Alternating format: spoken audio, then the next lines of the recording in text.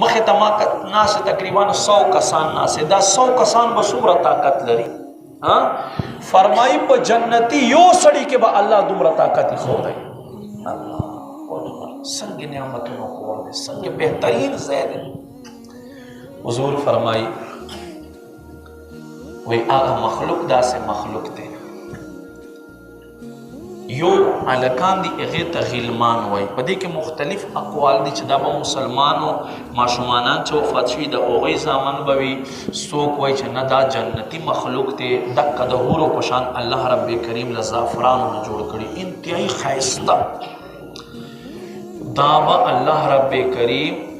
70,000 خادمان هر جنتی طور عطا کوي 70,000 خادمان او کم از کم چا کمزور وي کمزور درجه ولی کمزور طبقه کی وي هغه ته الله 70 حورې په نکاح باندې عطا کوي داسې نعمتونو کوري خو دی داسې یو بهترین ځای خو دی نن چې دا مسلمان په جهاد کې ځان ور پاره کټکې صدې پاره چې دې دنیا له دې غمونه ما پرده وشي او آخرت نعمتونو ته زه واوړم نبی علیہ الصلوۃ والسلام تشریف فرماو صحابہ و ذکر وشو حضرت جعفر تیار دے حضرت علی رضی اللہ تعالی عنہ رور ذکر وشو نو حضور فرمایل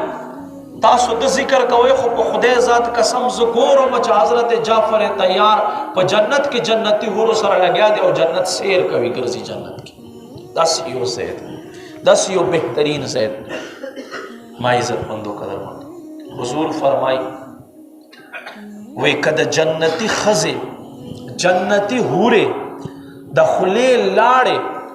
دی دنیا سمندرونو کے پریوزی فرمائی دا ټول به د شاتو په شان خواږه شي